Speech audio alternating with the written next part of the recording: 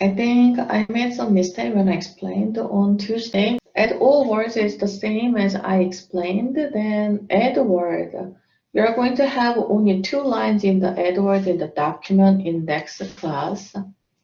Like you're gonna just get the position from the foundOrInserted method by passing the word.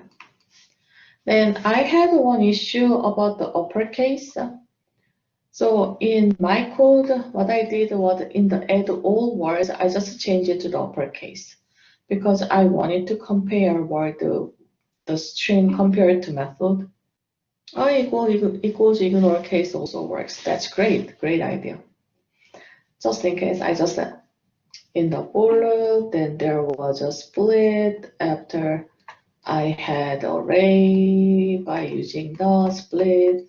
Oh, as you remember, string is the sentence, something like a whole line, one fish, and split. One person had an issue with the split because the person forgot to put the space. So you have to have a space somewhere. Don't forget that. Then in the for loop, going through the whole array, then if the word is not empty, this addWord method by passing word dot to uppercase. It turns out C is uppercase too. Then pass the line number. Then in the addWord, the foundOrInserted will take care of everything, even making an object. So I get just the position, then just call the adding line number to the index entry. Index entry has an add method, so I just call this dot get pose. This one will return the index entry object. Then you're going to call the method of this one, add method, add line num.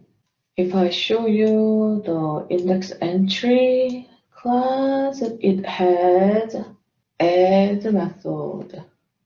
Just in case if you have a null pointer exception error, that means you didn't instantiate your nums list. Actually, you had a field with word and nums list. In the constructor, you're supposed to instantiate the nums list. Constructor get only one argument, so word will get this argument, and nums list will start from the empty array list for integer. Then when you add the num, that means it's gonna just add num to this nums list. Then if I go back to my document index class, so if addWord has only 2 lines, foundOrInserted will do everything.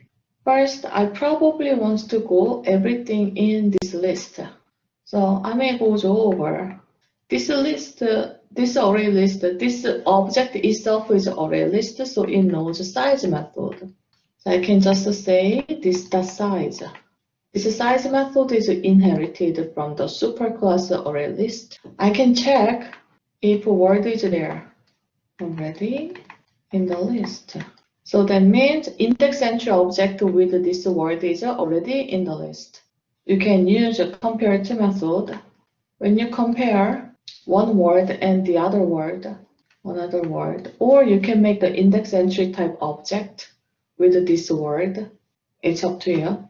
If it is returning 0, that means this word is already in the list then, as an index entry object.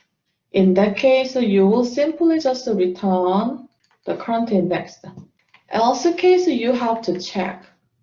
If I have A, B, C already in this list, A with the line numbers, B with the line numbers, C with the line numbers. If mine is Bob, I need to add between B and C. So when you compare, if Bob is smaller, you keep searching it. So do nothing. If Bob is smaller, do nothing. And if Bob is not smaller anymore, that means you are going to insert to there. So the compare to method will return Bob is smaller. So new word is smaller. In this case, you are going to make an index entry object. So you can think about index entry object to make. Like I'm gonna just name it entry, then new index entry. My index entry object has one argument constructor, which is passing word. Then you are going to add this index entry to this document index array list. So you can use array list add method. Array list has two types of add method. Add with object only means add at the end. Add with index number and object means you are going to add this object at index I. So I'm going to use the second one. This array list dot add method by passing the index is current index is okay. Then my object will be entry. But there is a problem. This for loop, if I use a for loop, because I'm just showing you the, and also I have to return K. This for loop will go through only the existing list. How about if my word is D? It never stops in here. So the for loop just go to the end. It does not return anything until the end of the for loop. Because the for loop will compare A, B, C, then nothing happens. In that case, you're gonna do this again after the for loop to add D at the end. Add index entry at the end of this object. In that case, you can use just regular add method. Even outside of the for loop does not know the K. So you can use like just add method with your object, or add then this the size, then this object by making the object. Then when you return, size is already increased by 1. So you can return the size -1. Looks like this one has the redundant work. That means you can think about good plan. You're gonna make your own plan, and if you can make the method length shorter, that's great.